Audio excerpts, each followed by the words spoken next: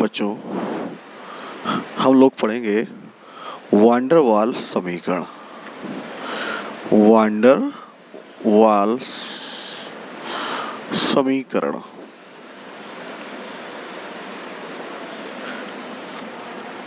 बच्चों, गैसों द्वारा आदर्श गैस व्यवहार से उपरोक्त विचलनों के आधार पर यह निष्कर्ष निकाला गया कि प्रकृति में पाई जाने वाली कोई भी गैस आदर्श गैस नहीं होती और इन गैसों को वास्तविक गैस कहते हैं।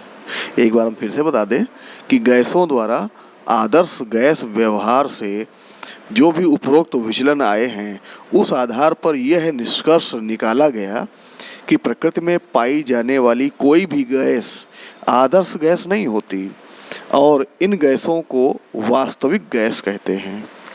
ये गैसें सदैव आदर्श गैस समीकरण पीवी और एनआरटी का पालन नहीं करती। तो कौन सी गैसें इसका पालन नहीं करेंगी? वास्तविक गैसें। तो उपरोक्त विचलनों की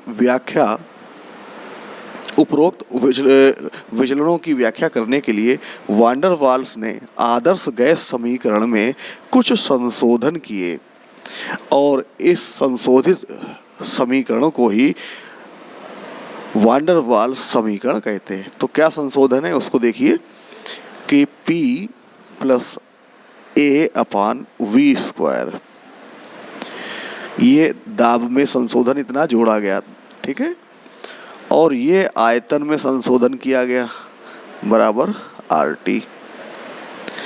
अगर गैस के N मोल हो तो N मोल के लिए P plus N square A upon V square, ठीक, V minus N into B बराबर NRT। ये दो समीकरणें हैं, जो ये है ये N मोल के लिए है और ये गैस समीकरण है वांडर वाल्स। यहाँ A तथा B वांडर वाल्स स्थिरांक हैं। A तथा B वांडर वाल्स स्थिरांक हैं। इतना समझ गए?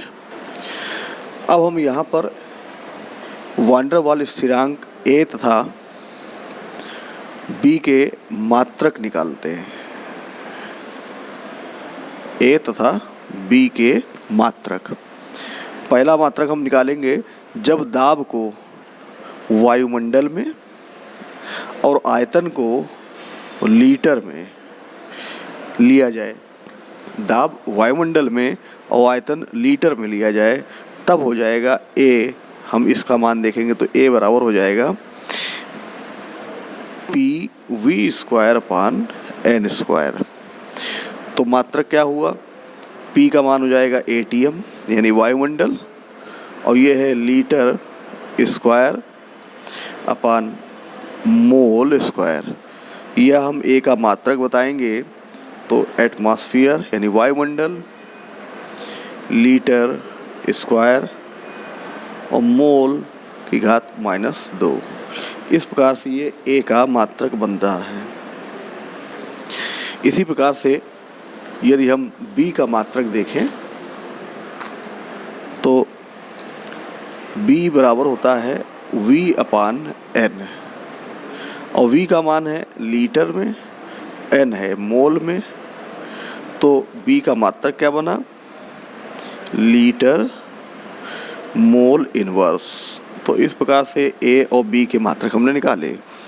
अगर हम दूसरा देखें, ये तो हमने दाब और लीटर में लिखा है। अगर हम SI यूनिट में लें, SI यूनिट में हमें दाब को न्यूटन प्रति मीटर स्क्वायर में लिखना होता है और आयतन को मीटर क्यूब में लिखना होता है। तब A का मान आएगा PV square upon N square. P है न्यूटन प्रति मीटर स्क्वायर और वी स्क्वायर यानी मीटर क्यूब की घात 2, तो मीटर क्यूब को हम 2 बार लिख सकते हैं, metre cube into metre cube बटे मोल स्क्वायर। अब यहाँ देखें, ये मीटर स्क्वायर जो है नीचे है तो इसमें लेस हो जाएगा, तब ए का मान आएगा न्यूटन मीटर की घात 4, क्योंकि 6 में से 2 निकल गए, 4 बचे, और मोल की घात -2। ये है एसआई यूनिट में ए का मात्रक। ऐसे ही हम बी का मात्रक निकालेंगे V/N से, ये आएगा मीटर क्यूब बटे मोल, या हम इसको ऐसे कह सकते हैं कि मीटर क्यूब और मोल इनवर्स, ये बी का मात्रक एसआई यूनिट में बन के आता है। अब आते हैं वान डेर वाल्स समीकरण की सीमाएं। सीमाएं आपको हम बोल रहे हैं, ध्यान से समझिएगा कि प्रयोगों द्वारा ज्ञात हुआ है कि ए तथा बी के मान P और T यानी दाब और ताप के मानों में परिवर्तन करने से परिवर्तित हो जाते हैं। ये समझ में आ गया कि ए और बी के मान कब परिवर्तित होंगे, जब हम दाब और ताप में परिवर्तन करेंगे। दूसरा है कि जो क्रांतिक आयतन होता है Vc का संख्यात्मक मान वान डेर वाल्स समीकरण से 3b होता है, किंतु वास्तव में ऐसा नहीं होता। क्लियर हुआ? तो ये कुछ हमने सीमाएं बताई थी, उसको आपको ध्यान रखना है।